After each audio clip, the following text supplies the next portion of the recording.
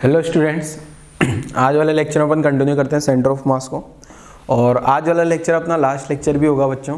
Means आज अपन centre of mass को ख़त्म भी कर देंगे। ठीक है, लास्ट लेक्चर में मैंने आपको लाइन ऑफ इम्पैक्ट के बारे में बताया था। ठीक है, लाइन ऑफ इम्पैक्ट क्या है? तो लाइन ऑफ इम्पैक्ट क्या होता है बेटा? ये जब भी दो पार्टिकल टकराते हैं तो ये वो लाइन है जिस लाइन के अलोंग इम्पल्सिव फोर्स लगते हैं। ठीक है, या फिर मैंने एक और डेफिनेशन लिखाई थी, जो दोनों ब्लॉक टकरा रहे होंगे, जो पॉइंट ऑफ कांटेक्ट होगा उस पर कॉमन नॉर्मल ड्रॉ कर देना आपको, वो लाइन ऑफ इम्पैक्ट हो जाएगा। अच्छा, अब मैंने एक लिखाया था आपको equation of E, coefficient of restitution. तो आपको अगर याद हो तो मैंने जब ई लिखाया था ना, तो वहाँ लिखा था velocity of separation along line of impact. ठीक है, लाइन ऑफ इम्पैक्ट के along separation velocity upon velocity of approach along line of impact. मैंने वहाँ शायद ये ब्रैकेट में लिखा होगा ऐसा। तो अब आपको समझ में आ गया होगा लाइन ऑफ इम्पैक्ट क्या टर्म है। क्लियर है? यहाँ तक किसी को कोई प्रॉब्लम नहीं होगी। ठीक है, चलो और आगे बढ़ते हैं। अब देखो, ज़्यादातर जो क्वेश्चंस होंगे उनमें जब 2D कोलिजन होती है ना, उसमें लाइन ऑफ इम्पैक्ट पता होना जरूरी है, तब जाके 2D कोलिजन के आप क्वेश्चन कर पाओगे। 2D कोलिजन के मैं कुछ आसान से क्वेश्चंस करा देता हूँ, 2-3। ठीक है, तो क्या है देखो, क्वेश्चन समझ लेते हैं। पहले 2D कोलिजन से पहले एक सेकंड,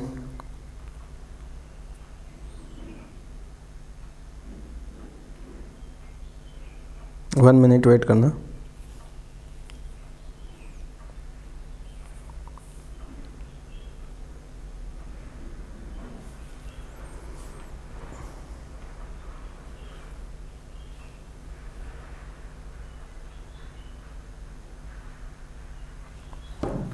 चलो तो लिखता हूँ, जरा कुछ क्वेश्चंस लिखता हूँ बेटा। जिसे पहले क्वेश्चन कुछ तो ऐसे होंगे जिनमें आप डायरेक्ट पता लग जाएगा। ठीक है ना, जैसे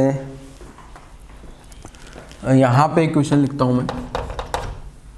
मान लो ये दीवार है, ठीक है, और जस्ट बिफोर इसका बॉल का वेलोसिटी दिया है इधर 10 मीटर पर सेकेंड। ठीक है, velocity of ball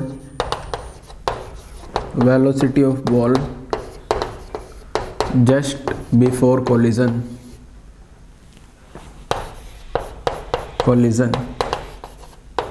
with wall.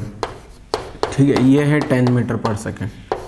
साथ में आपको ई का जो वैल्यू दिया है ना, वो दिया है 1/2। क्या पूछा है? Find velocity of ball just after collision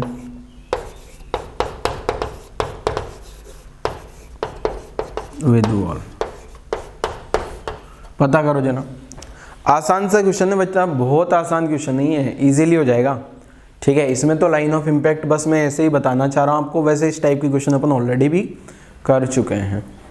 ठीक है, तो वीडियो पॉज कर लो और क्वेश्चन सोल्व करने के लिए ट्राई करो बच्चों। मैं तो बता ही दूंगा क्वेश्चन को।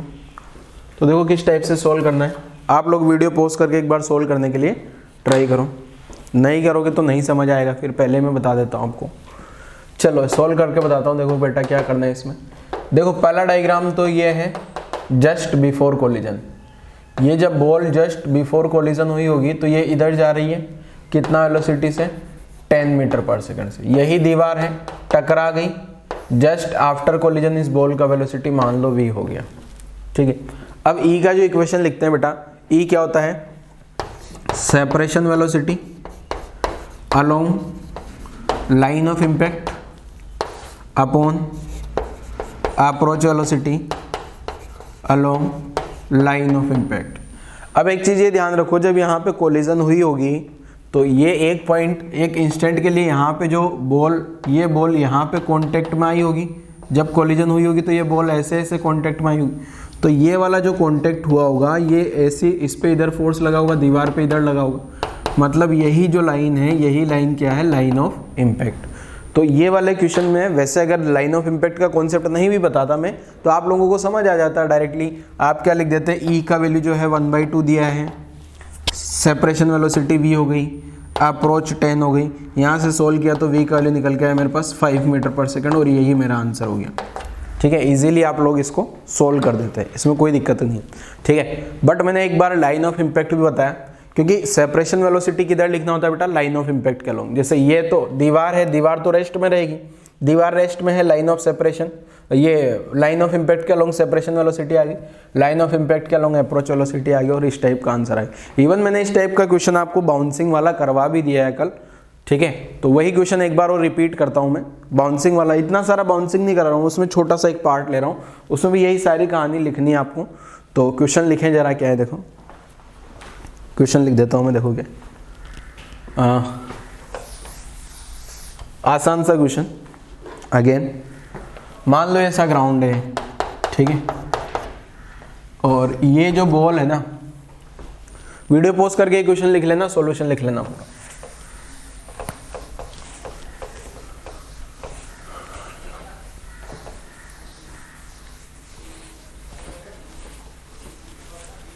दोगे क्वेश्चन, यहां ग्राउंड आ गया बेटा, यहां से एक बॉल को रिलीज किया गया, बॉल को यहां से रिलीज कर दिया, और ये जो बॉल ग्राउंड से कितना हाइट पे है ये भी बता देता हूं मैं।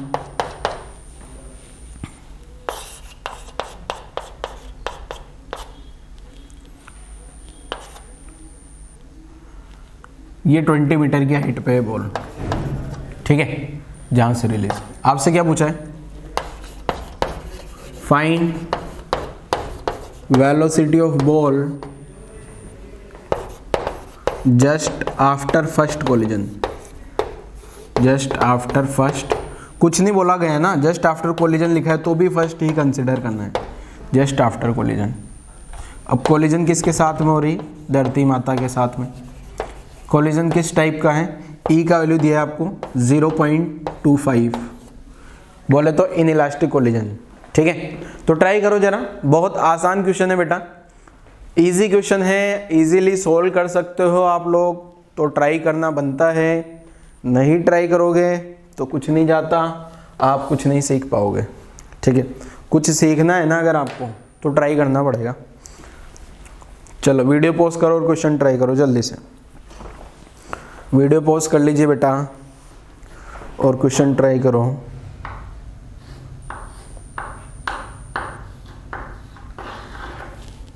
चलो सोल्व कर देंगे, देखो सोल्व करता हूँ, देखो क्या होगा। तो सबसे पहले तो मुझे जस्ट बिफोर कोलिजन वेलोसिटी निकालना होगा। जब ये बॉल यहाँ आ गई होगी तो यहाँ आते आते इसका वेलोसिटी सपोज v मान लिया, ठीक है। तो यहाँ पे जब गिराया था तो यहाँ का वेलोसिटी, इनिशियल वेलोसिटी तो 0 था, तो ये v पता करने के लिए मैं क्या करूँ, इक्वेशन लगा दूँ क्या। ये तो कोलिजन का जस्ट पहले का डायग्राम हो गया, कोलिजन के जस्ट बाद का डायग्राम यहाँ से लिखता हूँ।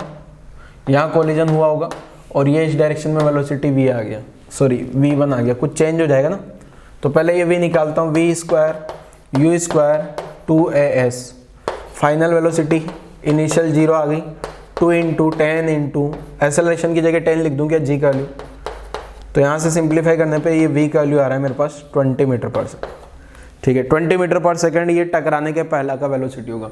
अब जब बॉल यहाँ टकराई होगी तो यहाँ पे इस बॉल पे इस डायरेक्शन में एक नॉर्मल रिएक्शन लगा होगा, ग्राउंड पे भी नॉर्मल रिएक्शन नीचे लगा होगा। Each and every reaction is equal and opposite reaction. यही लाइन जो है मेरे पास लाइन ऑफ इम्पैक्ट भी है, यही लाइन क्या है, लाइन ऑफ इम्पैक्ट। ठीक है, तो अब मेरे को पता करना है क्या बेटा, ई। तो ई क्या लिख दूँ, velocity of separation along line of impact upon velocity of approach along line of impact. तो ई का वैल्यू आपको दिया है 0.25, सेपरेशन वेलोसिटी अपन ने v1 मान लिया, जिस वेलोसिटी से नीचे आ रही थी बॉल वो 20 हो गया, तो v1 का वैल्यू कितना आ गया, 0.25 को 1/4 लिख दूँ क्या, 1/4 इंटू 20। तो v1 का जो वैल्यू निकल के आता है मेरे पास, ये आता है 5 मीटर पर सेकंड। ठीक है, ये अपना आंसर आएगा। आसान सा क्वेश्चन अगेन। अच्छा, क्वेश्चन में ये भी पूछा जा सकता है, ये जो बॉल है पहली कोलिजन के बाद कितना ऊपर गई होगी, तो ये वेलोसिटी 5 आ गया क्या। तो अब यहाँ से टकराने के पहले का डायग्राम, टकराने के बाद यहाँ से मैं थर्ड इक्वेशन लगा के पता लगा सकता हूँ कितना ऊपर तक वो बॉल जाएगी। ठीक है, कल वाले क्वेश्चन लेक्चर में बाउंसिंग कराया था ना मैंने, तो यहाँ से हो सकता है वो भी। चलो नोट कर लो जरा, नेक्स्ट क्वेश्चन पे मूव कर जाते हैं। नेक्स्ट क्वेश्चन क्या है, देखो नेक्स्ट क्वेश्चन समझिएगा जरा। नेक्स्ट जो क्वेश्चन है वो थोड़ा अच्छा क्वेश्चन है, ठीक है। चलो समझा देता हूँ जरा क्या है। क्वेश्चन लिख दूँ, 1 मिनट वेट करिएगा।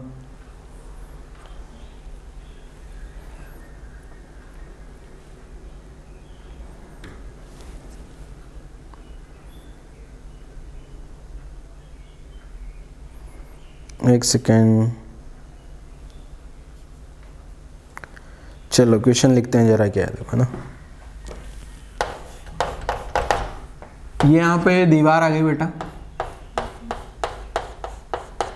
और यहाँ एक बॉल है जिसका वेलोसिटी दिया है जस्ट बिफोर कोलिजन, ये इस डायरेक्शन में इनिशियल वेलोसिटी वेक्टर, जो इनिशियल वेलोसिटी वेक्टर u दिया है वो दिया है आपको 3i cap plus 4j cap, नहीं उल्टा लिख दिया मैंने। वेलोसिटी ऑफ, ये जो वेलोसिटी u दिया है ना, ये दिया है सपोज आपको 4i cap plus 3j cap, ठीक है। ये दिया है जस्ट बिफोर कोलिजन, ये कब है, जस्ट बिफोर कोलिजन, टकराने से जस्ट पहले की बात है ये, ठीक है। मीटर पर सेकंड में है, सारे टर्म ऐसे ही में है। ई का वैल्यू आपको 1/2 मान लेना है बेटा। तो पहला question, find velocity of ball, find velocity of ball just after collision, just after collision with ball, दीवार से टक्कर होने के बाद में कितना वेलोसिटी आएगा। दूसरा क्या है, फाइंड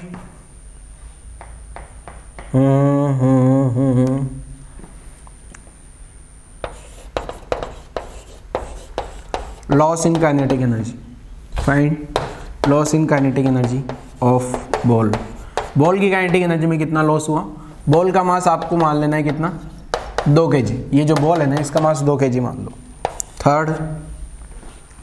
थर्ड बता रहा हूँ क्या, एक और क्वेश्चन लिख रहा हूँ थर्ड, वेट करो 1 minute.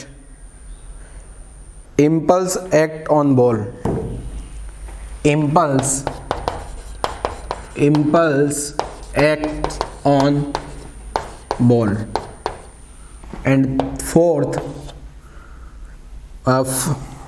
Force on ball, force on ball due to wall. ये दीवार ने बॉल पे कितना फोर्स लगाया। If ball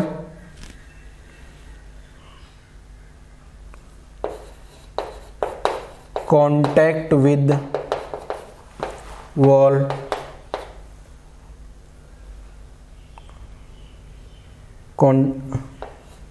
if ball contact with wall, कितनी देर कांटेक्ट रहा, 0.03 सेकेंड, ठीक है। कांटेक्ट टाइम है, कितनी देर तक कांटेक्ट में रहा। बेसिकली अपना जो सेंटर ऑफ मास वाले क्वेश्चन का मकसद केवल क्या है, पहले क्वेश्चन का आंसर निकालना, बस। बाकी ये सेकंड थर्ड फोर्थ तो आपकी प्रीवियस नॉलेज है, जो अभी तक अपन ने मैकेनिक्स पढ़ी उससे आंसर आ जाएगा, ठीक है। बस अपना पहला क्वेश्चन का आंसर आ जाना चाहिए, ठीक है। तो ये बड़ा इंपॉर्टेंट क्वेश्चन बन जाता है बेटा यहाँ आके। तो आप लोग इसको ट्राई करो जरा, इस क्वेश्चन को अगर आप ट्राई करते हो तो ही गलती करोगे या फिर सही होगा। और गलती करना अच्छी बात है, गलतियां करोगे तो ही सीख पाओगे। तो देखो बेटा क्या है, ये जब बॉल, ये दीवार बना दी मैंने, अरे खुद से ट्राई करो, सॉल्यूशन देखने लग जाते हो फटाफट से, वीडियो पॉज करो और सॉल्व करो फटाफट से। तो देखो ये बॉल जो है, मैंने यहाँ इस बॉल का वेलोसिटी u वेक्टर दिया है ना बेटा, ऐसा। ये u वेक्टर के 2 कंपोनेंट होंगे, एक तो ये रहा और एक ये रहा, ठीक है। i कैप वाला 4 है और इधर वाला कंपोनेंट 3 है। अब जब बॉल ये यहाँ से टकराई होगी यहाँ पे, तो ये बॉल जब यहाँ ऐसे टक्कर कर रही होगी बेटा, इस पे जो अगर मैं दिखता हूँ, क्या देख लूँ, अगर इस बॉल पे मैं देख रहा हूँ बेटा क्या, लाइन ऑफ इम्पैक्ट, तो यहाँ पे ये जो पॉइंट ऑफ कॉन्टेक्ट है ये वाला, तो यहाँ नॉर्मल फोर्स इधर लग रहा होगा और दीवार पे नॉर्मल इधर लग रहा होगा, और यही लाइन जो है लाइन ऑफ इम्पैक्ट होगी। ये जो लाइन है यही क्या हो जाएगा, लाइन ऑफ इम्पैक्ट। क्लियर है? अब यहाँ पे देखो, अभी तक जो पिछले 2 क्वेश्चन थे वहां तो आपको ऐसा कोई गड़बड़ था ही नहीं, वहां तो इजीली जब दीवार से टकराई तो आपने ई का इक्वेशन लिख दिया, ग्राउंड से टकराई तो ई का इक्वेशन लिख दिया। बट यहाँ पे क्या करना होगा, लाइन ऑफ इम्पैक्ट का बड़ा इंपॉर्टेंट रोल आ जाता है। और जो ई का इक्वेशन लिखूंगा मैं, ई क्या होता है बेटा, separation velocity, separation velocity along line of impact upon approach velocity along line of impact. ठीक है, अब ये जब बॉल टकरा जाएगी, यहाँ पे जब बॉल हिट करेगी, तो ये जब बॉल हिट करेगी ना बेटा यहाँ से, तो ये बॉल इधर जाएगी, यहाँ पे कहीं यहाँ इधर, तो ये बॉल जब इधर जा रही होगी, अब मुझे पता है इस बॉल पे कौन सी डायरेक्शन में फोर्स लगा है, बॉल पे जो फोर्स है वो हॉरिजॉन्टल में लगा है क्या, इसका मतलब इसका वर्टिकल कंपोनेंट में कोई चेंज नहीं आएगा। ये बड़ा इंपॉर्टेंट पॉइंट है। इस बॉल पे कौन सी डायरेक्शन में फोर्स लगा है, बोलो जल्दी, force on ball due to wall in horizontal, ये जो इंपल्सिव फोर्स है, हॉरिजॉन्टल डायरेक्शन। ठीक है, so no change in vertical component, no change in vertical component of ball, vertical component of velocity of ball. ये जो ball का जो vertical component आएगा उसमें कोई भी चेंजेस नहीं आने वाला है बेटा। ठीक है, क्लियर है? वर्टिकल कंपोनेंट में कोई चेंज क्यों नहीं हुआ, क्योंकि जो बॉल पे फोर्स लगा है वो तो हॉरिजॉन्टल में लगा है। ठीक है, तो अब यहाँ वाला ये वाला कंपोनेंट को मैं नाम दे देता हूँ सपोज V1। ये कंपोनेंट कौन सा हो गया बेटा अपने पास, हॉरिजॉन्टल कंपोनेंट। अब ई का इक्वेशन लिख दें क्या, ई इक्वेशन में आपको 1/2 दिया था क्या, तो यहाँ 1/2 separation velocity along the line of impact. अब ये ऑरेंज कलर का लाइन ऑफ इम्पैक्ट है, इसके अलोंग कितना वेलोसिटी से भाग रहा है, V1 से। अपॉन अप्रोच कितने से हो रहा था, 4 से, तो यहाँ से V1 का वैल्यू निकल के आया मेरे पास 2। तो जो पहला क्वेश्चन था बेटा अपना, फर्स्ट वाला क्वेश्चन का आंसर क्या पूछा था मेरे को, final velocity of ball just after collision. जो फर्स्ट वाले क्वेश्चन का आंसर हो जाएगा अपना फाइनल वेलोसिटी, यहाँ से V1 जो निकल के आया ना अपने पास, V1 क्या निकल के आया 2, तो फाइनल V1 जो निकल के आया वो 2, तो फाइनल वेलोसिटी वेक्टर कितना हो जाएगा 2 - i cap plus 3j cap. ये अपना आंसर हो गया। ठीक है, V1 लेफ्ट में आ रहा है ना, तो -i कैप लिख दिया मैंने, ये जो 2 आया ना ये -i कैप में आ जाएगा। क्लियर है? तो ये इस टाइप से मेरे पास फर्स्ट वाले क्वेश्चन का आंसर आ गया बेटा। अब सेकंड वाले क्वेश्चन में क्या पूछा है आपसे, लॉस इन काइनेटिक एनर्जी। तो लॉस इन काइनेटिक एनर्जी कहाँ से लेके आऊँ बेटा, इसको गायब कर देंगे, गायब कर दिया। अगर मुझे लॉस इन काइनेटिक एनर्जी चाहिए, क्या चाहिए बेटा, लॉस इन काइनेटिक एनर्जी, तो इनिशियल काइनेटिक एनर्जी निकाल लो बॉल का और फाइनल काइनेटिक एनर्जी निकाल लो। तो लॉस इन काइनेटिक एनर्जी क्या हो जाएगा, initial kinetic energy minus final kinetic energy. तो इनिशियल काइनेटिक एनर्जी क्या हो जाएगी बेटा, तो लॉस जो है initial kinetic energy ½ m² final kinetic energy ½ mv²। यहाँ पे जो बॉल का ये वाला वेलोसिटी है ना, ये v वेक्टर है। ठीक है, ये v वेक्टर मैंने ये निकाल लिया। ठीक है, अब पहले u वेक्टर अगर मैं निकालूंगा, u वेक्टर दिया है 4ik plus 3j cap, 4ik plus 3j cap. तो यहाँ से अगर मैं u का मैग्नीट्यूड निकालूंगा ना, तो √4² प्लस 3² ये निकल के आता है मेरे पास 5। साथ में ऐसे सेम पैटर्न पे जो वेलोसिटी दिया है फाइनल, वो 2 - ik प्लस 3j कैप है क्या। इसका अगर मैं मैग्नीट्यूड निकाल लेता हूँ बेटा, तो ये आता है √2² प्लस 3², तो 2² 4, ये आ रहा है √13। ठीक है, तो लॉस कितना आ गया बेटा मेरे पास, ½ फाइनल वेलोसिटी कितना, इनिशियल वेलोसिटी कितना 5² - 1/2 2 √13²। तो 2 ने 2 को मारा, 2 ने 2 को मारा, तो यहाँ से लॉस निकल के आता है मेरे पास 25 माइनस 13, तो ये निकल के आ रहा है 12 जूल। ये आंसर आ गया अपने पास सेकंड वाले क्वेश्चन। मैंने बोला था सारी यूनिट आप MKS मान लेना, ठीक है। तो लॉस निकल के आ गया, इस लॉस में कोई दिक्कत नहीं होनी चाहिए बेटा किसी को भी। लॉस इसलिए हो रहा है क्योंकि इलास्टिक कोलिजन है, अगर इलास्टिक कोलिजन होती तो जितना वेलोसिटी से आया ना उतने वेलोसिटी से वापस जाता, ठीक है। सॉरी, जितनी स्पीड से आया उतनी स्पीड से जाता, वेलोसिटी चेंज इसलिए हो गई डायरेक्शन के कारण। चलो गायब। Next impulse. इम्पल्स कहाँ से लेके आ जाऊँ? थर्ड वाला जो फोर्स है क्वेश्चन है उसमें इम्पल्स पूछा गया है आपसे। तो इम्पल्स बेटा क्या होता है? चेंज इन मोमेंटम होता है। इम्पल्स आपको पता होना चाहिए, चेंज इन मोमेंटम। तो मैं लिख देता हूँ third question, impulse equal to change in momentum. तो चेंज इन मोमेंटम कितना आ जाएगा? P2 minus P1। अब P2 को क्या लिख दूँ? m into V2, m into V1। अब final momentum, final velocity, initial momentum, initial velocity. चाहो तो V2 माइनस V1 भी लिख सकते हो, उससे कोई दिक्कत नहीं है, बट मैंने V और U मान रखा है ना। तो 2 फाइनल वेलोसिटी क्या लिख दिया बेटा? 2 माइनस आई कैप प्लस 3 जे कैप माइनस 2 इनिशियल वेलोसिटी 4 आई कैप प्लस 3 जे कैप। यहाँ से सिंप्लीफाई करूँगा तो इम्पल्स जो आएगा मेरे पास यह आएगा -4i plus 6j minus 8i minus 6j। तो ये 6 से 6 तो गायब हो गया, यही ना।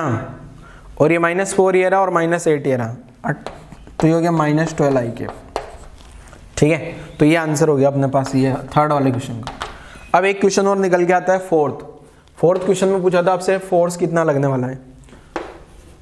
फोर्थ में फोर्स पूछा है तो आपको पता होना चाहिए फोर्स जो होगा delta P upon delta T. Delta P change in momentum अपन ने निकाल लिया क्या? चेंज इन मोमेंटम हो रहा -12i क्या अपॉन डेल्टा टी ये रहा 0.03। तो यहाँ से जो फोर्स निकल के आएगा बेटा -12/3 इंटू ऊपर 100 कर दूं क्या आई कैप, तो ये आ गया 400 न्यूटन का फोर्स जो निकल के आया 400 न्यूटन माइनस आई कैप में, न्यूटन भी लिख लेना चाहो तो। ये अपना फोर्थ वाला आंसर आ गया इन लास्ट। तो ये तो कहानी न्यूटन्स लॉ की थी, kinetic energy, work, power, energy, सारे कहानी ये अपन ने पहले भी पढ़ा था। बस ये फर्स्ट वाला क्वेश्चन नया था, बाकी तो आपका रिवीजन था। नोट कर लो जरा, बड़ा सारा क्वेश्चन था, ठीक है, नोट कर लीजिए जरा। अब यही क्वेश्चन जो है अभी तो मैंने दीवार से कोलिजन कराई है, अगले वाले क्वेश्चन में मैं दीवार की बजाय किससे कोलिजन कराऊंगा बेटा? ग्राउंड से, ठीक है। तो ये नोट करो पहले तो पूरा चारों पार्ट, इसका समझ तो आ रहा है ना आपने? चारों पार्ट किधर किधर लिख दिए मैंने। ये फर्स्ट पार्ट है ये वाला, यहाँ से ये बॉक्स के अंदर फर्स्ट वाला पार्ट है ये इधर वाला, second year, third year, fourth year. 4 part थे क्वेश्चन के, चारों पार्ट आपको समझ आ गए होंगे। नोट कर लो जल्दी से, फिर नेक्स्ट क्वेश्चन पे मूव कर जाता हूँ मैं।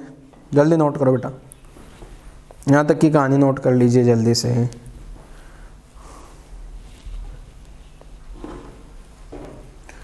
चलो गायब कर दें, गायब। वीडियो पॉज करके नोट कर लीजिए अगर नहीं करा है तो।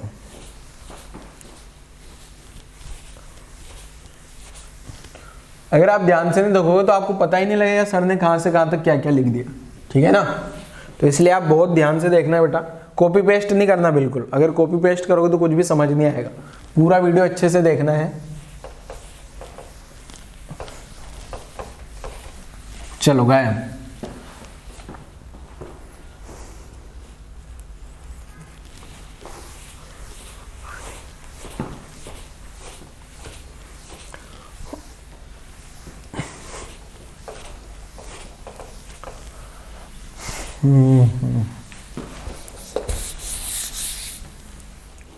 नेक्स्ट क्या देखो अगला, नेक्स्ट क्वेश्चन लिख देता हूं मैं।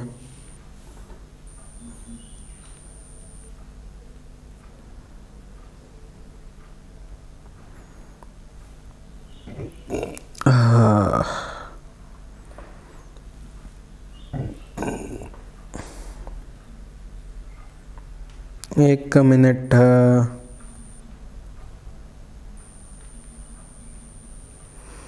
मिल जा रहे।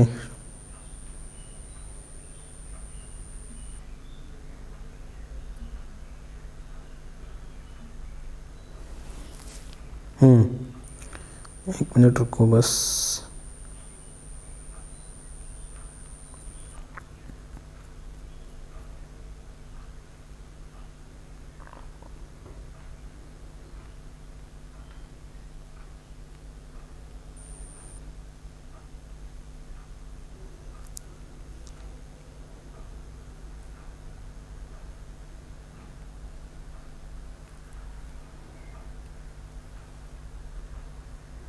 देखो क्वेश्चन क्या है।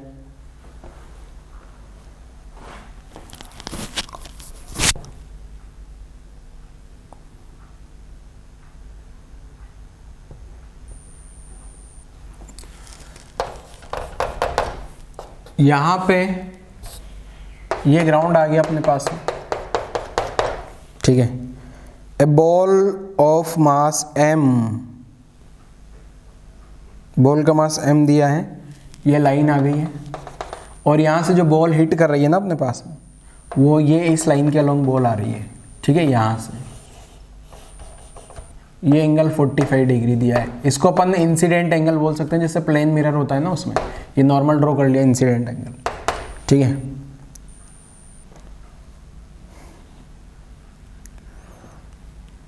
और क्या क्या पूछा है देखो, ये जो बॉल है ना, इनिशियल स्पीड ऑफ बॉल या incident speed of ball, incident speed of ball just before collision, collision के जस्ट पहले की बात है ना। तो ये मान लो आपको क्वेश्चन में दिया गया है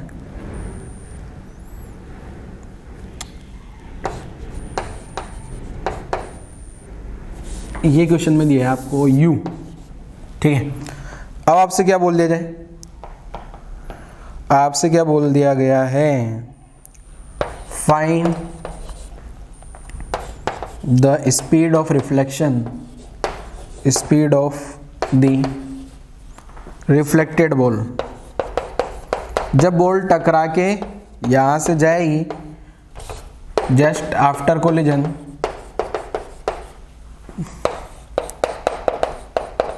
ठीक है, first second and the angle of reflection, angle of reflection means angle of reflection क्या होगा।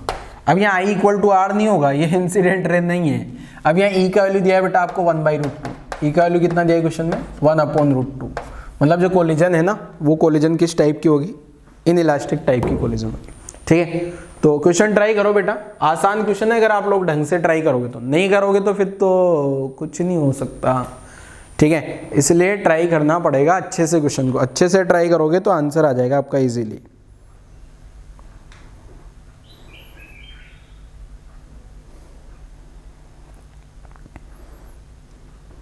चलो सोल्व कर देंगे बेटा, सोल्व कर दिया जाए क्वेश्चन को। सर हम सोल्व कर रहे हैं ना, हमें तो सोल्व कर दें, तो वीडियो पॉज करके हम सोल्व करते हैं क्वेश्चन, आपको क्या लगता है हम ऐसे टाइम पास करते हैं? सोल्व कर लो वीडियो पॉज करके, कोई दिक्कत नहीं है। चलो शुरू करता हूँ फर्स्ट क्वेश्चन। फर्स्ट क्वेश्चन में क्या देखो, पहले मैं डायग्राम अच्छा सुंदर सुंदर सा बनाऊंगा। यहाँ से जो बॉल ये आ रही है, ये आने वाला वेलोसिटी u है। यहाँ जब बॉल यहाँ टकरा गई होगी, ये बॉल टकरा गई, तो बॉल जब यहाँ टकराएगी बेटा, तो ये जो नॉर्मल इस डायरेक्शन में लगेगा, ग्राउंड पे नॉर्मल इस डायरेक्शन में आएगा, और यही लाइन मेरा लाइन ऑफ इम्पैक्ट बनेगी। यही लाइन क्या बनने वाली है, लाइन ऑफ इम्पैक्ट, ठीक है। अब यहाँ से ये वाला वेलोसिटी क्वेश्चन में दिया है u इनिशियल। अब एंगल आपको पता ही है, ये एंगल 45 डिग्री है और ये वाला एंगल भी 45, तो ये वाला कंपोनेंट हो जाएगा u cos 45 और ये वाला कंपोनेंट हो गया u sin 45। तो अगर आप ध्यान से देखोगे ना बेटा, तो कौन सा कंपोनेंट चेंज होगा बॉल का, जिस डायरेक्शन में इम्पल्सिव नॉर्मल फोर्स लगा है, या फिर लाइन ऑफ इम्पैक्ट के अलोंग ई का इक्वेशन लिखेंगे। बाकी ये एक कंपोनेंट तो एज इट इज रहेगा, ध्यान रखना है। तो बॉल जब यहाँ से टकरा के जाएगी ना बेटा, तो ये बॉल ऐसे जा रही है। अब इसमें एक चीज तो ये फिक्स है, ये जब बॉल का फाइनल वेलोसिटी जो भी हो, उसमें ये वाले कंपोनेंट में कोई चेंज नहीं होने वाला, ये वाला कंपोनेंट u sin 45 के बराबर ही रहेगा, ठीक है। अब ये कंपोनेंट मैंने मान लिया v1 के बराबर हो गया, ये कंपोनेंट कितना हो गया बेटा v1, ठीक है। अब जो अपन ई का इक्वेशन लिखते हैं, ई का इक्वेशन क्या, अब मैं वापस ये नहीं लिख रहा हूँ, वो लाइन पिछले वाले क्वेश्चन में भी लिख दिया था मैंने। इंपल्सिव फोर्स कौन सी डायरेक्शन में लग रहे हैं, वर्टिकल में। इंपल्सिव फोर्स वर्टिकल में लग रहे हैं क्या, तो हॉरिजॉन्टल वाले वेलोसिटी में कोई चेंजेस नहीं आने वाला। तो ई का जो इक्वेशन लिखते हो आप, क्या लिखते हो, ई का इक्वेशन बोलो जल्दी से, velocity of separation along line of impact, along line of impact upon velocity of approach along line of impact. ठीक है, तो ई का वैल्यू तो दे दिया क्वेश्चन में 1/√2, 1/√2 ये रहा। अब separation velocity line of impact मतलब ये जो ऑरेंज कलर की लाइन है, इस लाइन के अलोंग कितना वेलोसिटी आया v1। अप्रोच वेलोसिटी कितना था, अप्रोच कितने से हो रहा था u cos 45। अब cos 45 का वैल्यू सबको पता होगा बेटा, cos 45 का वैल्यू कितना होता है, तो यहाँ से v1 का वैल्यू निकालता हूँ अगर मैं, तो 1/√2 इंटू यू cos 45 का वैल्यू भी 1/√2 होता है। तो ये आंसर निकल के आया u/2। ये आंसर क्या निकल के आया मेरे पास u/2। तो अब मेरे को क्वेश्चन में क्या पूछा गया है, स्पीड ऑफ बॉल, ये जो बॉल का स्पीड होगा, ठीक है। अब ये वाला जो बॉल का स्पीड होगा वो स्पीड निकालने के लिए, मान लो बॉल का स्पीड v है, वेक्टर फॉर्म में निकाल लेता हूँ पहले, फिर आंसर निकालूँ। ठीक है, तो फर्स्ट वाला क्वेश्चन सोल्व करता हूँ। पहले बॉल का स्पीड जो है निकालना होगा, उसके दोनों कंपोनेंट आपको दिए हैं क्वेश्चन में, ये मैं अब कर रहा हूँ। आप लोगों ने जब क्वेश्चन ट्राई किया होगा तब लिख लिया होगा। तो फाइनल वेलोसिटी क्या आ रही है बेटा, u cos 45, u cos 45 ये तो मेरे पास निकल गई आई कैप में, साथ में ये वाला वेलो कंपोनेंट u/2 जो आ रहा है, ये आ रहा है कौन सी डायरेक्शन में, j कैप में। तो यहाँ से u cos 45 का वैल्यू निकालोगे तो u इंटू 1/√2, ये तो आया आई कैप वाला कंपोनेंट, साथ में u/2 ये वाला कंपोनेंट आया j कैप वाला कंपोनेंट। यहाँ से स्क्वायर करके ऐड कर देंगे बेटा, यहाँ से स्क्वायर करोगे, सॉरी मैग्नीट्यूड निकालोगे ना, स्पीड चाहिए ना, तो ये आ गया u/√2 whole square plus u/2 whole square. तो u/√2 का स्क्वायर करोगे तो u²/2 प्लस u²/4 रूट, अच्छा इस 4 को अलग पैटर्न पे लिखता हूँ 4। ठीक है, तो ये कितना हो गया एलसीएम लोगे 3/4 u², तो फाइनल आंसर आया √3/2u। ये अपना आंसर आ गया फाइनल आंसर फर्स्ट वाले क्वेश्चन का। ठीक है, ये फर्स्ट वाले क्वेश्चन का आंसर आ गया। अब सेकंड वाले क्वेश्चन पे आ जाते हैं। सेकंड वाले क्वेश्चन में क्या पूछा है बेटा आपसे, angle of reflection. Angle of incident तो 45 डिग्री ये दिया था, अब एंगल ऑफ रिफ्लेक्शन ये वाला एंगल पूछा गया है क्या। एंगल ऑफ इंसिडेंट 45 डिग्री है अपने पास, आई बराबर आर नहीं लगा देना है यहाँ पे, ये मिरर वाला इक्वेशन नहीं चल रहा है जो आपने 10th में पढ़ा था। ये एंगल आर मान लिया, अगर ये एंगल आर होगा बेटा, ये जस्ट आफ्टर का डायग्राम है, तो ये वाला एंगल भी आर होगा क्या। ठीक है, वैसे तो I = R तो मिरर वाले केस में होता है ना। अब यहाँ R निकालने के लिए मैं क्या करूँ, tan R लिख दूँ क्या, tan R = ये हॉरिजॉन्टल कंपोनेंट, ये हॉरिजॉन्टल कंपोनेंट यहाँ लग दिया, तो हॉरिजॉन्टल कंपोनेंट कितना आ गया u sin 45 अपॉन v1। तो यहाँ से tan R कितना निकल के आया मेरे पास, u sin 45 का वैल्यू 1/√2 अपॉन v1 का वैल्यू कितना है यहाँ से u/2। तो u ने u को मार दिया, ये 2/√2 आ जाएगा पलटते ही, तो ये √2 आ गया। तो r का वैल्यू क्या लिखा जा सकता है बेटा, tan इनवर्स √2। अब ये इनवर्स वगैरह की कहानी समझ आती होगी आप लोगों को, इतना सारा फिजिक्स में आ गया अब इनवर्स, तो ये समझ में आना चाहिए। ये √2 आया ना बेटा, तो √2 तो कुछ होता नहीं, जैसे ये 1 होता ना तो 45 लिख देता मैं, √3 होता तो 60 लिख देता, 1/√3 होता तो 30 लिख देता, पर √2 आया तो ऐसे लिखा जाता है फिर tan इनवर्स √2। ठीक है, तो आंसर हो गया सेकंड वाले क्वेश्चन का tan इनवर्स √2।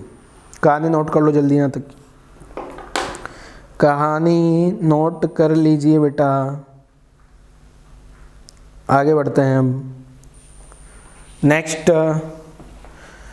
तो ये लाइन ऑफ इम्पैक्ट के मैंने कुछ आसान से क्वेश्चंस आप लोगों को कराए, लास्ट वाले 2 क्वेश्चन अच्छे हैं। अब आगे बढ़ते हैं, वीडियो पॉज करके कहानी लिखो जल्दी से, यहाँ तक की वीडियो पॉज कर लीजिए और यहाँ तक की कहानी लिख डालो।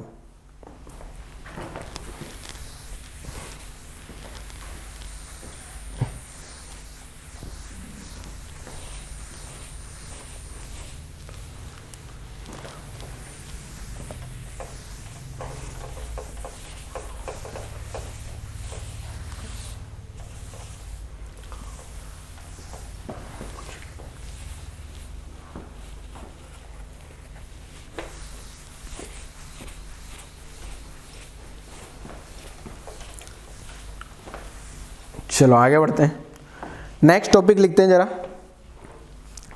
नेक्स्ट टॉपिक है अपना variable mass system. Next and last topic छोटा सा चिन्ना सा, वेरिएबल मास सिस्टम क्या है समझ लेते हैं जरा। वेरिएबल मास सिस्टम, जैसा नाम से भी पता लग रहा है सिस्टम का मास वेरी करेगा, नाम से भी पता लग रहा है क्या। वेरिएबल और कांस्टेंट तो समझते हो ना, कांस्टेंट जो फिक्स वैल्यू होती है, वेरिएबल मतलब उसका वैल्यू बदलता रहता है, एक्स वाई जेड जिसको अपन वेरिएबल लिख देते हैं जनरली। वेरिएबल मास सिस्टम, अब अगर कभी भी सिस्टम का मास वेरी कर रहा है तो क्या होगा, एक चीज सुन लो ध्यान से, जब भी सिस्टम का मास वेरी करेगा बच्चों तो सिस्टम पे एक एक्स्ट्रा फोर्स आ जाता है, उस फोर्स को बोला जाता है थ्रस्ट फोर्स। ठीक है, सिस्टम पे ऑब्जेक्ट पे कोई भी अगर ऑब्जेक्ट का मास वेरी कर रहा है तो उस पे एक एक्स्ट्रा फोर्स लगता है, उस एक्स्ट्रा फोर्स को बोला जाता है थ्रस्ट फोर्स। ठीक है, तो वो जो थ्रस्ट फोर्स है उसका मैग्नीट्यूड कितना होगा और किधर लगेगा, ये कहानी में यहाँ समझाने वाला हूँ। तो पहले तो आप ऐसे ऑब्जेक्ट बताओ या ऐसा सिस्टम बताओ जिसका मास वेरी कर रहा है, आपने देखा हो हाँ यार इसका मास तो वेरी कर रहा है, तो ऐसा कोई मुझे सिस्टम बताओ जिसका मास वेरी कर रहे हैं। एक तो आप खुद ही हो, पैदा हुए थे जब 5 किलो के, 4 किलो के, 2 किलो 3 किलो रहे होंगे, अब अपना मास धीरे धीरे धीरे धीरे बढ़ता जा रहा है, तो आप भी एक वेरिएबल मास सिस्टम हो, बट आपका मास इतना स्लो स्लो स्लो वेरी कर रहा है कि पता ही नहीं लगता। अभी मेरा मास है कुछ मान लो सपोज 70 kg, मैं थोड़ी देर बाद 2 घंटे बाद भी मेरा मास 70 kg रहेगा, ऐसा नहीं 2 घंटे बाद मेरा मास 70 से 75 kg हो गया। तो अपन लोगों का मास बहुत स्लो रेट से इंक्रीज कर रहा है। ठीक है, तो इसमें अपने को इतना सिग्निफिकेंट इफेक्ट नहीं दिखेगा। ठीक है, अभी मैं कुछ क्वेश्चंस लिखूंगा वहां सिग्निफिकेंट इफेक्ट दिखेगा। और बताओ, ऐसे दिमाग में ऐसा सिस्टम सोचो जहां पे मास वेरी करता है, तो आपका दिमाग काम करेगा, आपका दिमाग चलेगा। ऐसा सिस्टम सोचो जल्दी से दिमाग में कि जहां पे सिस्टम का जो मास है वो वेरी करता हो, मतलब बदलता हो सकता है इंक्रीज कर रहा है, हो सकता है डिक्रीज कर रहा है। चलो मैं बताता हूं, पानी का टैंकर देखा है सभी लोगों ने, पानी का टैंकर, अरे ट्रक के साथ में या ट्रैक्टर के साथ में जो भी लगा, ये रहा टैंकर, ये इस टाइप से होता है पानी के टैंकर, टिडिंग टिडिंग टिंग, यहाँ पहिए लगा दिए इसके, ये ग्राउंड है, ये पहिया आ गया, पहिया आ गया, ये पानी का टैंकर है, यहाँ पाइप लगाए, पीछे से ये पाइप है। ठीक है, ये इसका नल है, मान लो वॉल। ठीक है, अब ये टैंकर जो है एक ट्रैक्टर के साथ में जा रहा है, ट्रैक्टर तो मेरे को अच्छा नहीं बनाना आता यार, टिडिंग टिडिंग टिडिंग टिंग टिंग टिंग टिंग, ये ट्रैक्टर से जुड़ा हुआ है, ये आगे बढ़ रहा है। तो इसमें अगर ये वॉल ओपन कर दूं मैं तो इसका क्या होगा, ये जो सिस्टम है इसमें जो पानी भरा हुआ तो वो पानी निकल निकल के बाहर आ जाएगा, निकल के बाहर आ गया, मतलब सिस्टम का मास डिक्रीज कर रहा है। तो वेरिएबल मास ही तो बनाना है ना, आप भी सोच लो, कोई एक ट्रक है ऐसा, ये ओपन ट्रक है इस टाइप से, ये ओपन ट्रक आ गया अपना, ये ट्रक का पहिया आ गया, टिडिंग टिडिंग, 3 पहियों वाला ट्रक कहाँ आ गया सर, ट्रक का पहिया तो हवा में आ गया sir, tiding tiding tiding tiding. ठीक है, ये ट्रक इधर भाग रहा है, ओपन है और बारिश आ गई है, ओ ये ट्रक में पानी भरना शुरू हो जाएगा क्या, ट्रक का मास बढ़ेगा। मान लो ये कंटेनर है, पानी भरा हुआ है या कोई भी लिक्विड हो सकता है, ग्राउंड पे रखा हुआ है और यहाँ पे होल कर दो, होल करोगे तो पानी गिरेगा इधर, टिडिंग टिडिंग टिडिंग, वेरिएबल मास आ गया, मास का मान। तो ऐसे बहुत सारे सिस्टम बनाए जा सकते हैं, ये तो मैं ऐसे एग्जांपल बता रहा हूँ जो अपन फिजिक्स में यूज़ करेंगे। ठीक है, ऐसे बहुत सारे दुनिया में एग्जांपल होंगे जो आप सब लोगों को पता है। तो इन सभी को बोला जाता है variable mass system. Variable mass system का मतलब ऐसा सिस्टम जिसका मास वेरी करे, अब वो हो सकता है इंक्रीज करे, हो सकता है डिक्रीज करे। इसमें सिस्टम का मास डिक्रीज कर रहा था, इसमें डिक्रीज कर रहा था, इसमें इंक्रीज कर रहा है। ठीक है, क्लियर है। तो इस टाइप से बहुत सारे सिस्टम हो सकते हैं बच्चों जिनका सिस्टम का मास वेरिएबल होता है। ठीक है, तो ये तो नाम से तो पता लग गया वेरिएबल मास सिस्टम। अच्छा एक चीज बता दूं, इसके क्वेश्चन जो है ये वाला वेरिएबल मास सिस्टम के क्वेश्चन आपको जो न्यूटन्स लॉ का डीपीपी मिला था उसमें बहुत जगह आए थे, याद हो अगर आपको तो। जो न्यूटन्स लॉ का मैंने एक डीपीपी दिया होगा आपको, उसमें जो है इसके बहुत सारे question the variable mass system. मैंने बोला था इसको अभी आप स्किप करो, आगे पढ़ेंगे इसको अपन। तो वेरिएबल मास सिस्टम आखिरकार वो दिन आ ही गया जब अपन वेरिएबल मास सिस्टम पढ़ने वाले हैं, तो डेफिनेशन वगैरह लिखने की कोई जरूरत नहीं है। तो वेरिएबल मास सिस्टम, जब भी सिस्टम का मास वेरी करेगा तो सिस्टम पे एक एक्स्ट्रा फोर्स आएगा, उसको थ्रस्ट फोर्स बोला जाता है। ठीक है, उसका मैं फॉर्मूला लिखा रहा हूँ, उसका मैं फॉर्मूला लिखा देता हूँ। क्या फॉर्मूला होता है वो फॉर्मूला आपको याद रखना है। हाँ, तो इसके बारे में लिख लेते हैं अपन, वेरिएबल मास सिस्टम के बारे में। ठीक है, तो वेरिएबल मास सिस्टम मैंने बच्चों आपको एक्सप्लेन कर दिया। ऐसा सिस्टम जिसका मास वेरी कर रहा हो, तो ऐसी सिचुएशन में क्या होगा, एक थ्रस्ट फोर्स लगेगा। तो मैं लिख देता हूं, if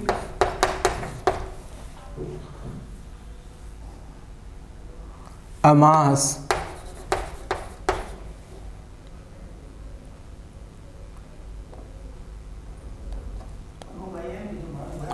if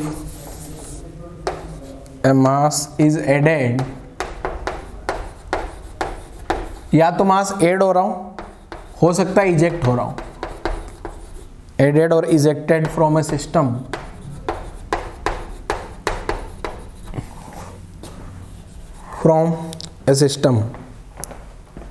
then the force exerted by this mass on the system is given by, ठीक है। कैसे दिया जाएगा देखो, इसको बोला जाता है बेटा FTH, thrust force, V relative dm/dt। अब बता रहा हूं क्या है बेटा, सारी कहानी मैं एक्सप्लेन कर देता हूं। इसको क्या बोला जाता है, थ्रस्ट फोर्स। इसको बोला जाता है क्या, थ्रस्ट फोर्स। तो सबसे पहले तो इसको मैं बॉक्स बना के लिख देता हूं, क्योंकि यही फॉर्मूला इंपॉर्टेंट है। आप फॉर्मूला याद रखो, बस ये फॉर्मूला आपको याद होना चाहिए। डेरिवेशन में नहीं करवा रहा इसका, थ्रस्ट फोर्स का, ठीक है। तो अब यहाँ पे FTH तो पता लग गया, ये एक एडिशनल फोर्स लग रहा है। किस पे लग रहा है, सिस्टम पे। किसके कारण लगा, वो जो मास इजेक्ट हो रहा है या इंसर्ट हो रहा है उसके कारण। कितना लगेगा, V रिलेटिव dm/dt। अब यहाँ V रिलेटिव क्या है और dm/dt क्या है, इसके बारे में भी लिख देता हूँ। तो जो ये dm/dt है बेटा, मैं इधर लिखता हूँ। ये जो V रिलेटिव है, ये तो अपना हो गया थ्रस्ट फोर्स। इसको इधर लिखता हूँ थोड़ा। ये जो फॉर्मूला है ना, ये थ्रस्ट फोर्स का है। थ्रस्ट फोर्स कितना लगेगा, स्टार मार्क लगा देना। तो यहाँ V रिलेटिव क्या है, ये देखो। V रिलेटिव जो है ना, ये है relative velocity of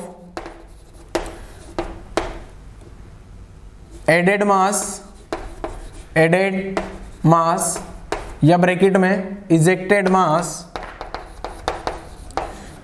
mass with respect to system के रेस्पेक्ट में जो मास ऐड हो रहा है, जो मास या तो ऐड हो रहा है या बाहर आ रहा है, उसका रिलेटिव वेलोसिटी किसके रेस्पेक्ट में, सिस्टम के रेस्पेक्ट। अब ये dm/dt क्या है, dm/dt क्या है, रेट ऑफ, ये जो है dm/dt rate of mass, rate of added mass, या तो ऐड होगा मास या फिर इजेक्टिंग मास या ejected mass. Rate of added mass और ejected mass with respect to time, ठीक है। तो दोनों टर्म मैंने बता दी, V रिलेटिव क्या है और dm/dt क्या है, ठीक है। अब अगर मान लो, अब एक चीज सुन लो ध्यान से, ये dm/dt पॉजिटिव हो सकता है, dm/dt नेगेटिव हो सकता है। dm/dt पॉजिटिव है मतलब मास ऐड हो रहा है, सिस्टम का मास बढ़ रहा होगा ना। सिस्टम का मास बढ़ेगा तो dm/dt पॉजिटिव आएगा, सिस्टम का मास कम होगा तो dm/dt नेगेटिव आएगा। अगर ये वाली टर्म dm/dt पॉजिटिव है, इसका मतलब थ्रस्ट फोर्स और रिलेटिव वेलोसिटी दोनों का डायरेक्शन सेम होगा। कब, अगर मास ऐड हो रहा होगा, मास जो होगा वो सिस्टम में ऐड हो रहा होगा तो dm/dt पॉजिटिव, ठीक है। मैं लिख भी देता हूं, क्या लिख रहा हूं देखो बेटा। अगर मास ऐड होगा तो यहां से मैं क्या लिख सकता हूं, dm/dt होगा जो पॉजिटिव। और अगर dm/dt पॉजिटिव है, dm/dt बेटा पॉजिटिव है, इसका मतलब ये होगा कि थ्रस्ट फोर्स और रिलेटिव वेलोसिटी का डायरेक्शन सेम होगा। तो direction of thrust force same as V relative, ठीक है। पूरा नहीं लिख रहा हूं, V रिलेटिव लिख दिया।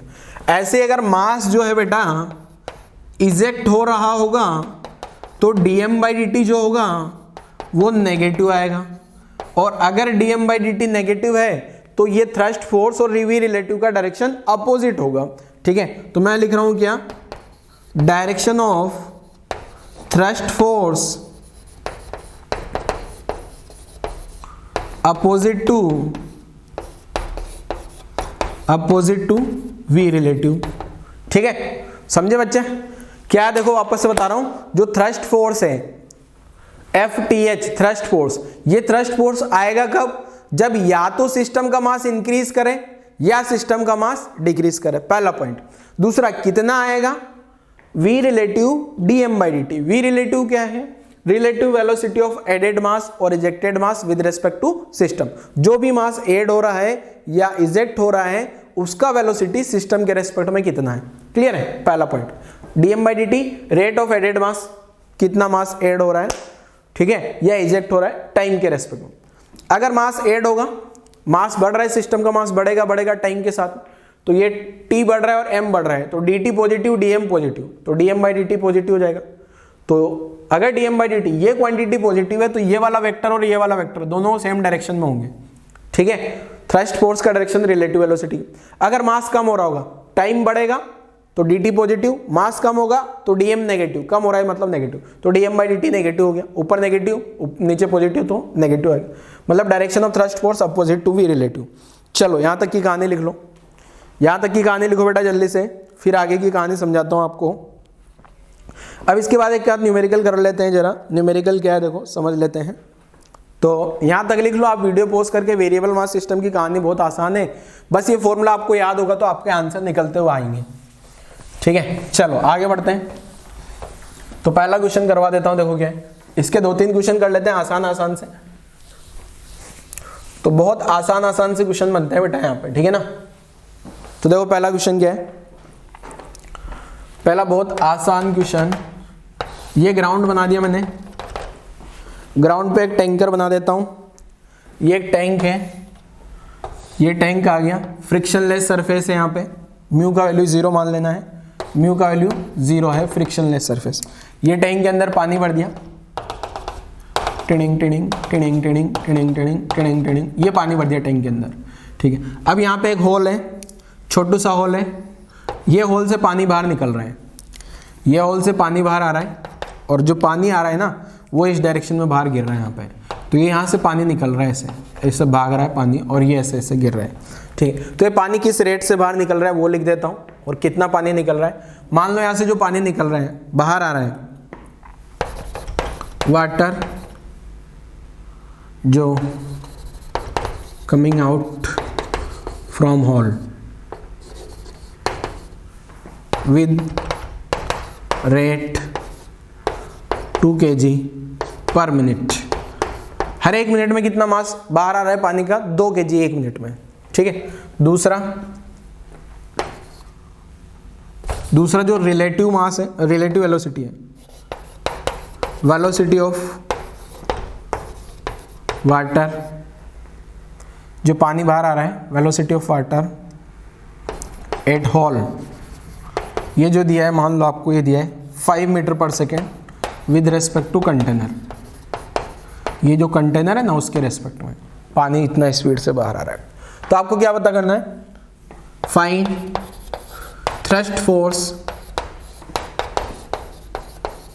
On container. जितना बड़ा मैंने क्वेश्चन लिखा ना बेटा, जितना बड़ा मैंने क्वेश्चन लिखा है ना, उससे बहुत आसान सा सिंपल सा सॉल्यूशन होने वाला है इसका, ठीक है। तो ट्राई करो जल्दी से, बहुत आसान क्वेश्चन बच्चे, जल्दी से आंसर आ जाता है इसका। चलो शुरुआत कर लें क्या, शुरुआत कर लेते हैं। तो थ्रस्ट फोर्स एक ही लाइन में आंसर आ जाएगा, v relative dm by dt।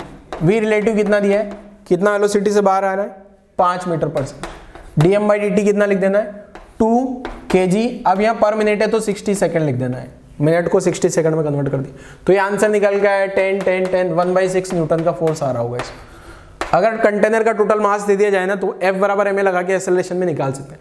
अब ये देखते हैं जरा, कंटेनर जो है, ये कंटेनर पूरा भरा हुआ है, ठीक है। यहाँ पे एक होल है क्या, ये होल से पानी इधर जा रहा है क्या, तो ये v रिलेटिव इधर आएगा क्या बेटा, v रिलेटिव इधर आएगा क्या, तो इस पे थ्रस्ट फोर्स इधर आएगा क्या, क्योंकि मास डिक्रीज कर रहा है तो दोनों अपोजिट डायरेक्शन में लगेंगे, ठीक है। dm बाई dt क्या आएगा बेटा, नेगेटिव। नेगेटिव क्यों आया, क्योंकि मास क्या कर रहा है, मास इजेक्ट हो रहा है क्या, मास इजेक्ट हो रहा है तो dm बाई dt नेगेटिव, तो FTH जो होगा अपोजिट टू v रिलेटिव, ठीक है। नोट कर लो जल्दी से, नोट करो जल्दी से, आसान सा क्वेश्चन, हलवा क्वेश्चन एकदम। एक हलवा क्वेश्चन और कराता हूं, देखो क्या है, एक और हलवा क्वेश्चन। वीडियो पॉज करके नोट कर लेना बेटा, ठीक है ना। एक और क्वेश्चन क्या है देखो, रॉकेट तो सब लोगों ने देखा होगा, टिंग टिंग टिंग टिंग टिंग टिंग।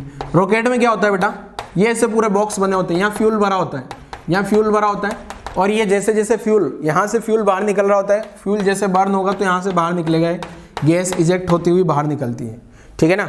यहाँ से गैस निकलती है नीचे की डायरेक्शन में, क्लियर है, यहाँ तक कोई दिक्कत नहीं किसी को, ठीक है, कोई दिक्कत है नहीं।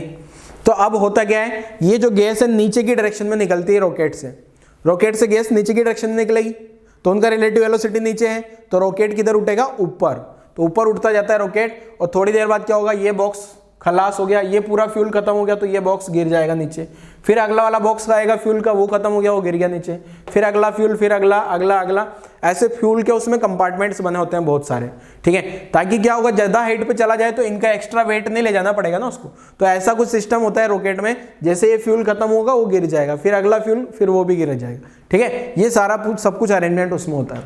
तो ये रॉकेट आ गया अपने पास, अब इस रॉकेट को उड़ाते हैं जरा, रॉकेट, ठीक है। अब रॉकेट में जो है, यहां पे आपको क्या दिया है बेटा, रॉकेट में ये जो गैस इजेक्ट होगी इसके बारे में कुछ बोला है, तो पहला तो बोल दिया गया, वापस दो चीजें दी जाएगी इसमें, ठीक है ना, एक तो गैस का रिलेटिव वेलोसिटी दे दिया और यहां इजेक्टिंग रेट दे दी, तो गैस जो इजेक्ट हो रही है या फ्यूल जो बर्न हो रहा है, gas eject with 200 metre per second with respect to rocket, और यहां जो फ्यूल बर्न हो रहा है ना, fuel consume, rocket consumes fuel at rate 5 kg per second, हर एक सेकंड में 5 kg का फ्यूल ये बर्न कर जाता है। तो अब इस रॉकेट पे थ्रस्ट फोर्स कितना आएगा, find thrust force on rocket,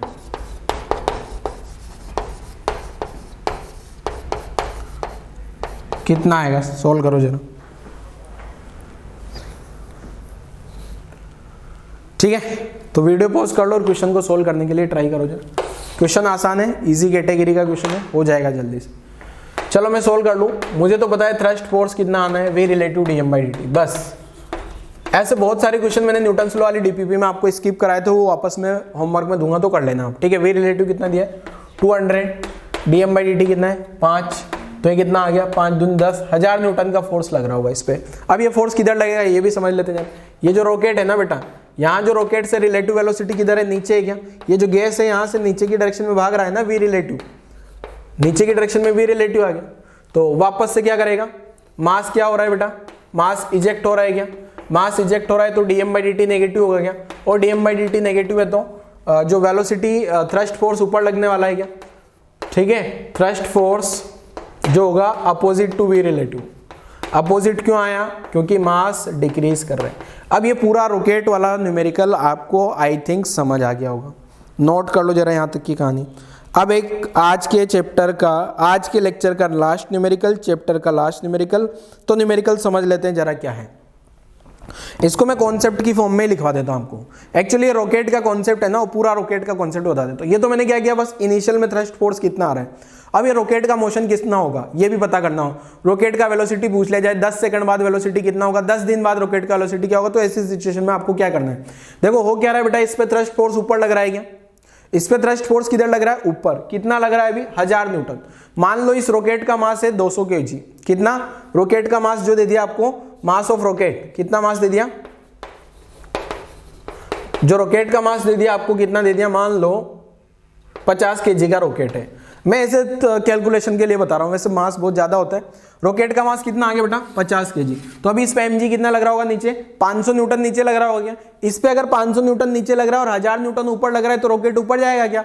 अब रॉकेट का एक्सेलरेशन निकालना हो तो F बराबर m लगा के निकालना है क्या, ऊपर 1000 आ गया, नीचे 500 आ गया, 1000 minus 500 equal to mass into acceleration, Newton second लो, F बराबर m लगा के आंसर निकाला जा सकता है क्या बेटा, अगर आपको रॉकेट का मास दे दिया जाए तो। अब हो क्या रहा है बेटा, ये जो रॉकेट का मास है हर एक टाइम में बदल रहा है, 5 kg पर सेकंड तो बर्न हो जा रहा है क्या, तो अभी अगर 50 kg तो 2 सेकंड बाद 10 के 1 सेकंड बाद 5 kg तो बर्न हो गया, तो कितना बचा होगा 45। 2 सेकंड बाद 10 kg चला गया होगा 40 kg। तो ऐसे ऐसे जब रॉकेट ऊपर उठेगा तो ऊपर उठने के साथ साथ उसका वेलोसिटी क्या है ये पता करते हैं अपन, ठीक है। तो उसका कॉन्सेप्ट मैं समझा देता हूं आपको। तो यहां तक की कहानी आप लोगों ने नोट कर ली होगी, वीडियो पॉज करो और नोट कर लो जरा यहां तक की कहानी। फिर रॉकेट को उड़ाना सिखा देते हैं आपको, रॉकेट उड़ाना सिखा देते हैं आपको, पायलट बना देते हैं सबको, पायलट बना दें सभी को, ठीक है। पढ़ना पड़ता है पायलट के लिए, ऐसे थोड़ी बन जाएंगे। एक लेक्चर रॉकेट का कॉन्सेप्ट समझ के थोड़ी पायलट बना देंगे, पूरी फिजिक्स आनी चाहिए अच्छे से, ठीक है। तो देखो क्या है, देखो गायब। चलो तो मैं लिख रहा हूं ये रॉकेट का कॉन्सेप्ट क्या है, तो हेडिंग लिख रहा हूं रॉकेट प्रोपल्सन, रॉकेट प्रोजेक्शन या प्रोपल्सन। तो क्या है ये रॉकेट, किस टाइप से ग्राउंड से उड़ेगा और कैसे ये उड़ान भरता है रॉकेट, ये समझा देते हैं। ध्यान से समझना बेटा। ये आ गया अपने पास ग्राउंड, टिंग टिंग टिंग टिंग टिंग टिंग टिंग, ग्राउंड आ गया। अब यहाँ था अपने पास में रॉकेट, टिंग रॉकेट, PSLV ISLV जो भी है, ये टिंग टिंग टिंग कंपार्टमेंट्स आ गए अलग अलग। शुरुआत में ये अभी तो ग्राउंड पे है, तो अपन इसको ऊपर की डायरेक्शन में इनिशियल वेलोसिटी भी दे सकते हैं किसी भी ऑब्जेक्ट के थ्रू। मान लो ये u है, u जो है ये किसके का क्या है, ये initial velocity 8 time t equal to 0, 8 time t equal to 0, ठीक है। t इक्वल टू 0 पे इसका मास कितना है, मास इसका मान लिया m0, m0, ठीक है। वेलोसिटी u, ठीक है। अब ये यहां से क्या करेगा, यहां से ऐसे ऐसे गैस इजेक्ट करने वाला है, यहां से ऐसे ऐसे गैस इजेक्ट करेगा, और ये गैस इजेक्ट होने के कारण क्या होगा, ये v रिलेटिव नीचे की डायरेक्शन में, क्या v रिलेटिव नीचे की डायरेक्शन में गैस इजेक्ट होगा, तो इस पर थ्रस्ट फोर्स ऊपर लगेगा क्या, और यही थ्रस्ट फोर्स ऊपर की डायरेक्शन में लगेगा, वही थ्रस्ट फोर्स के कारण ये ऊपर उठेगा, ठीक है। थ्रस्ट फोर्स ऊपर क्यों लगाया, उसके पीछे का रीजन आपको समझ आ गया होगा। v रिलेटिव नीचे है, मास डिक्रीज कर रहा है, तो थ्रस्ट फोर्स ऊपर आएगा, ठीक है। अब थोड़ी देर बाद क्या होगा बेटा, ये जो रॉकेट है उठ के यहाँ कहीं आ गया होगा क्या, कुछ इसके कंपार्टमेंट गायब हो गए होंगे, तो मैंने कम ही बनाए, देखो यहाँ ज़्यादा बनाए थे। यहाँ पे रॉकेट का 8 टाइम t, यहाँ का टाइम t हो चुका है, और यहाँ का मास भी बदल गया होगा, मास भी कम हो रहा है, वेलोसिटी भी बदल गई होगी, वेलोसिटी v है, ठीक है, क्लियर है। ये रॉकेट यहाँ आ चुका है ऊपर, वहाँ का टाइम t, तो यहाँ पे वेलोसिटी कितनी होगी, पहले तो ये लिख देता हूँ मैं। ये जो वेलोसिटी होती है बेटा, इसको फॉर्मूला लिख देता हूँ डायरेक्ट। तो इसका जो वेलोसिटी का फॉर्मूला है डायरेक्ट लिखता हूँ पहले, तो क्या आएगा, फिर आपको समझा भी दूंगा। तो ये आता है v equal to u minus GT, g क्या है, gravitational acceleration, plus v relative ln m0 upon m, ठीक है। पहले तो मैं बोलता हूँ बेटा ये फॉर्मूला आप लोग याद रख लो जल्दी से, ये फॉर्मूला आप लोगों को याद कर लेना है। याद कर लोगे तो अच्छी बात है, नहीं करोगे तो डेराइव कर लेना, ठीक है। t टाइम पे वेलोसिटी निकाल दी मैंने, है ना। m0 क्या था बेटा, m0 यहाँ इनिशियल वेलोसिटी था टाइम t इक्वल टू 0 का, u इनिशियल वेलोसिटी है। अगर मान लो इनिशियल वेलोसिटी 0 दे दिया जाए तो u की जगह 0 पुट कर लेना, ग्रेविटी फ्री स्पेस बोल दिया जाए तो g की जगह 0 पुट कर लेना, ये दोनों गायब हो जाएंगे जनरली ज़्यादातर केस में। ये v रिलेटिव आपको पता ही है, m0 इनिशियल मास हो गया यहाँ का, और m यहाँ का मास हो गया। अब इसको सिंप्लीफाई भी कर लेते हैं, किस टाइप से इस क्वेश्चन का आंसर आएगा अपने पास, ठीक है। इस क्वेश्चन का आंसर निकालेंगे बेटा, ठीक है, आंसर निकाले बेटा। तो चेक कर लेते हैं जरा क्या होगा, देखो कहानी। मैं फ्री बॉडी डायग्राम बना रहा हूँ, इसका प्रूफ बता रहा हूँ आपको, ठीक है। इसका प्रूफ क्या है, देखो वैसे प्रूफ बताने का कोई मतलब है नहीं, फिर भी बता देते हैं। ये जो रॉकेट है बेटा, इस रॉकेट पे क्या क्या कहानी हो रही होगी। ये रॉकेट पे, ये रॉकेट बना दिया मैंने, इस पे mg नीचे लग रहा होगा। ये मैं t टाइम वाला डायग्राम बना रहा हूँ, ये t टाइम 8 टाइम t, ठीक है। इस पे mg तो नीचे लग रहा होगा क्या, अब mg नीचे लग रहा है, थ्रस्ट फोर्स ऊपर लग रहा है क्या, थ्रस्ट फोर्स ऊपर लग रहा है क्या बेटा, ठीक है। थ्रस्ट फोर्स किधर लगेगा, ऊपर की डायरेक्शन में, mg किधर लगेगा, नीचे की डायरेक्शन में। तो मैं net force equal to mass into acceleration लिख दूं क्या, net force equal to mass into acceleration लिख दूं क्या। अब यहाँ मुझे पता है मास क्या कर रहा है बेटा, डिक्रीज कर रहा है क्या। अब जो मैं ऊपर का डायरेक्शन में फोर्स लिखूंगा वो क्या आएगा, p relative minus dm/dt। Minus इसलिए लिख रहा हूँ बेटा, dm/dt तो नेगेटिव आएगा ना, तो ऊपर की डायरेक्शन में फोर्स को पॉजिटिव बनाना है मुझे, फोर्स क्या बनाना है, पॉजिटिव, तो v रिलेटिव तो आ गया, dm/dt का वैल्यू आएगा -3 -4, तो ये माइनस उसको प्लस बना देगा, इसलिए मैंने इस टाइप से लिखा। तो अब मैं क्या कर लिख रहा हूँ, net force equal to mass into acceleration. तो नेट फोर्स का इक्वेशन क्या आ गया, v रिलेटिव माइनस dm/dt, ये तो ऊपर की डायरेक्शन का फोर्स है, माइनस mg, ये नीचे की डायरेक्शन का फोर्स है, मास इनटू dv/dt। एक्चुअली यहाँ क्या है ना बेटा, एक्सेलरेशन वेरिएबल है तो v equal to u plus at लगा नहीं सकते, इंटीग्रेशन करना पड़ेगा। तो यहाँ से अब सारा रीअरेंजमेंट करके मैं आंसर निकालता हूँ, जरा किस टाइप से इसका आंसर होगा। तो मैं क्या कर रहा हूँ, देखो एक इक्वेशन, ये इक्वेशन आपको समझ आनी चाहिए बेटा। मैंने आपस बताता हूँ क्या किया, टी टाइम पे इसका डायग्राम बनाया, mg नीचे लग रहा है, थ्रस्ट फोर्स ऊपर लगेगा, क्योंकि यहाँ से इजेक्टिंग गैस ऐसे ऐसे इजेक्ट कर रही है, क्या इजेक्टिंग गैस ऐसे है, ठीक है, तो थ्रस्ट फोर्स ऊपर की डायरेक्शन में आ जाएगा। अपोजिट में क्यों आया, उसका रीजन समझ आ रहा होगा आपको, ठीक है ना। थ्रस्ट फोर्स मैंने ऊपर क्यों लगाया, थ्रस्ट फोर्स ऊपर लगाने के पीछे का रीजन, मास क्या कर रहा है, यहाँ से मास इजेक्ट हो रहा है क्या बेटा, अगर मास इजेक्ट होगा तो dm/dt क्या होगा, नेगेटिव, और dm/dt नेगेटिव है तो F थ्रस्ट जो होगा R, F thrust opposite to V relative, direct लिख रहा हूँ शॉर्ट में, ठीक है, थ्रस्ट फोर्स V रिलेटिव। ये कहानी मैंने पिछले 2 न्यूमेरिकल में भी लिखी। तो अब उसके बाद मैंने F बराबर ma की इक्वेशन लगा दी, ये थ्रस्ट फोर्स ऊपर की डायरेक्शन में आएगा, mg नीचे लग रहा होगा, ये थ्रस्ट फोर्स क्या लिखते हैं, v रिलेटिव dm/dt लिखते हैं, पर माइनस क्यों लगाया बेटा मैंने, माइनस क्यों लगाया, क्योंकि ये dm/dt नेगेटिव होगा, क्या dm/dt नेगेटिव, उसको पॉजिटिव बनाने के लिए, ठीक है, dm/dt क्या होगा, नेगेटिव, सिस्टम का मास डिक्रीज कर रहा है ना इसलिए, ठीक है। तो यहाँ तक की कहानी में सब कुछ क्लियर है। अब इसके बाद तो इंटीग्रेशन है, देखो मैंने क्या किया, अब यहाँ से मैं क्या कर रहा हूँ, ध्यान से सुनना, m का डिवाइड करता हूँ, m का डिवाइड करता हूँ, dt का मल्टीप्लाई करता हूँ, तो v relative 1/m dm minus g dt का मल्टीप्लाई कर रहा हूँ, यहाँ से dt गायब हो गया, यहाँ से भी dt गायब होगा, यहाँ dt मल्टीप्लाई हो जाएगा, m का डिवाइड हो गया तो यहाँ m गायब हो गया, यहाँ dv, यहाँ भी m का डिवाइड हो गया, dt का मल्टीप्लाई, m डिवाइड होते m गायब हो गया, dt का मल्टीप्लाई हो गया, तो ये dt गायब, m का डिवाइड हो गया, m गायब हो गया, dt का मल्टीप्लाई हो गया, यहाँ dt का मल्टीप्लाई हो गया, m का डिवाइड हो गया। ऐसा इसलिए किया ताकि सारा सब कुछ परफेक्ट बन जाए। देखो बाई चांस यहाँ इक्वेशन में क्या है बेटा, सब कुछ वेरिएबल है, 3 वेरिएबल है, वेलोसिटी टाइम मास, 3 वेरिएबल है, वेलोसिटी भी वेरिएबल है, टाइम भी वेरिएबल है, मास भी वेरिएबल है, पर बाई चांस अपना परफेक्ट बन जाता है ताकि इंटीग्रेशन हो पाए, ठीक है ना। तो अब मैं इसको इंटीग्रेट करता हूँ बेटा, यहाँ से इंटीग्रेशन करें क्या, तो minus v relative 1/m dm, v relative constant तो बाहर आ गया इंटीग्रेशन, g कॉन्स्टेंट तो बाहर आ गया इंटीग्रेशन, और dv integration, initial velocity u, final velocity v, time 0 t, initial mass m0, final mass m, ठीक है, इंटीग्रेशन वाली टर्म लिख दी है मैंने। तो इसका इंटीग्रेशन ln m होगा क्या, जिसको प्रूफ नहीं समझ में आता है ना वो स्किप कर सकता है, परेशान होने की जरूरत नहीं है, फॉर्मूला याद रख लो बस आप लोग, ठीक है ना।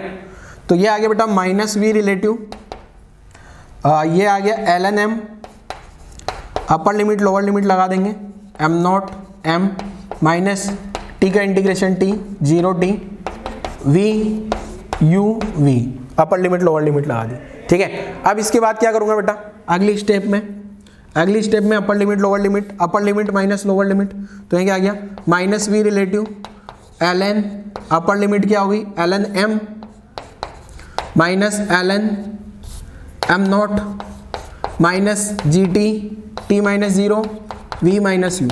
अब सुनना ध्यान से, फॉर्मूला डेराइव हो गया अगर आप ध्यान से देखोगे तो ये ln, ये माइनस को अगर मैं आगे शिफ्ट कर दूं या माइनस को यहाँ आगे शिफ्ट कर दूं तो यहाँ ये वाली स्टेप लिख, v रिलेटिव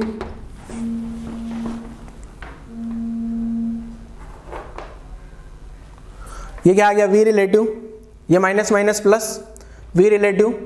अब यहाँ ln m0 माइनस m आएगा तो उसको मैं ऐसे लिख दूं ln m0 अपॉन m, ठीक है, समझे क्या किया, minus gt equal to v minus u। तो देखो इसके बाद ये इक्वेशन आ जाएगी क्या, अब इसके बाद ये वाली इक्वेशन आप खुद से लिख लेना, u को इधर लाऊंगा ना तो u minus gt plus v relative ln m0 upon m, ठीक है। ये यहां से हो सकता है कुछ बच्चों को यहाँ प्रॉब्लम आ रही तो उसके लिए फॉर्मूला याद होगा आपको, log a minus b, log a minus B को log a अपॉन बी लिखता हूं क्या मैं? तो यहां भी क्या होगा बेटा, ये माइनस यहां अंदर मल्टीप्लाई होगा ना, तो यहां तो हो जाएगा माइनस और यहां हो जाएगा प्लस, मतलब क्या हो गया है, log m not minus log m। वापस रिपीट करो, log m not minus log m, तो क्या हो जाएगा log m not upon m, जो मैंने डायरेक्ट लिख दिया। अब इसके बाद ये वाली स्टेप तो डायरेक्ट समझ आ गई क्या, हैंस प्रूव्ड।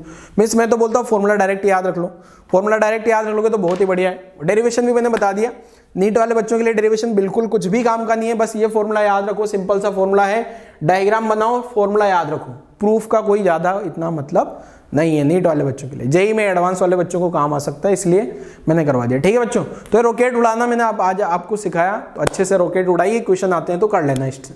ठीक है, U G T V relative M naught M सब दिया होगा, लॉग वगैरह मैंने सब पढ़ा रखा है, आपको सोल्व करना आता है। एल टू को लॉग में कन्वर्ट करना, एल एन का मतलब बेस ई है, लॉग का मतलब बेस 10 है, एल एन को बेस 10 पे ले जाने के लिए 2.303 का मल्टीप्लाई, लॉग 2 का वैल्यू पता है, log 3 का वैल्यू पता है, सब कुछ पता है, तो क्वेश्चन सोल्व हो जाएंगे।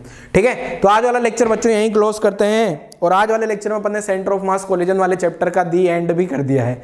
अगले लेक्चर से पढ़ेंगे रिजिड बॉडी डायनेमिक्स, जिसको रोटेशन भी बोला जाता है, एनसीईआरटी में सिस्टम ऑफ पार्टिकल नाम से चैप्टर होता है। ठीक है, तो लेक्चर क्लोज करते हैं बच्चों, थैंक यू।